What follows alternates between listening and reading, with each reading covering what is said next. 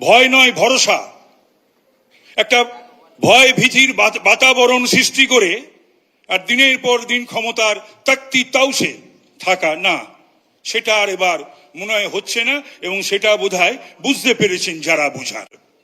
আমি আপনাদের একথাই বলবো যে আমরা কলকাতা শহরেও 18 তারিখে, 17 এবং 18 তারিখে দুটো আমরা নিবিড় জনসংযোগ শিবির করেছিলাম, উত্তরবঙ্গে করেছিলাম, বিভিন্ন জায়গায় করেছিলাম, আমিও গেছিলাম 2-3টি জায়গায়, এবং এইভাবে আমাদের কম্পাইলেশন হয়েছে। এটা ভাবা যায় না, এটা আপনারা হাতে পাওয়ার পর, আমাদের শ্রী অমিত শাহজি এটাকে উদ্বোধন করার পর, উন্মোচিত করার পর, প্রকাশনা করার পর আপনারা এটা বুঝবেন যে কিভাবে করা হয়েছে। এটা শুধু একটা গল্পের লিখে দেওয়া নয়, এটা হঠাৎ কারুর মস্তিষ্ক প্রসূত কয়েকজন মিলে এটা লেখো ওটা লেখো সেই বিষয়টার মধ্যে প্রতিফলন ঘটেনি।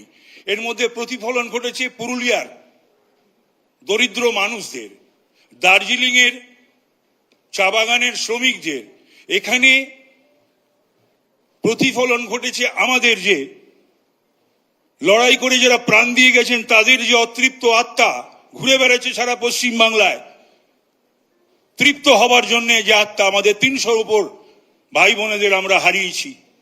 অভয়ের অতৃপ্ত আত্মা তৃপ্তি চাইছে, বিচার চাইছে, তার সমস্ত প্রতিফলন রয়েছে এই আমাদের সংকল্প পত্র বা ভরসা পত্রের মধ্যে। আমি আমার বক্তব্যকে আর দীর্ঘ করব না, আমি শুধু আমাদের সভাপতি মাননীয় শ্রমিক ভট্টাচার্য মহাশয়কে বলবো যে আপনি দয়া করে আমাদের অমিত শাহজিকে आग्रह करूं। तो बीजेपी अपना संकल्प पत्र जारी कर रही है और सीधे तौर पर कहा है भय नहीं भरोसा, यानी भरोसे का संकल्प पत्र बीजेपी जारी कर रही है। ओंकार मेरे सहयोगी हमारे साथ जुड़ गए हैं।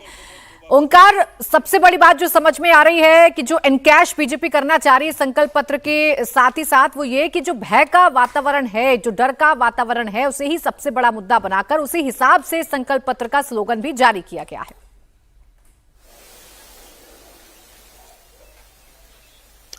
देखिए प्राची, सबसे पहले तो ये बात कहना चाहूंगा कि भय, ये लगातार जैसे कि देखा जा रहा है प्रधानमंत्री नरेंद्र मोदी हर एक सभा में ये कह रहे हैं, क्योंकि भय का एक वातावरण लगातार तैयार किया जा रहा है, ऐसे ही कहा जा रहा है।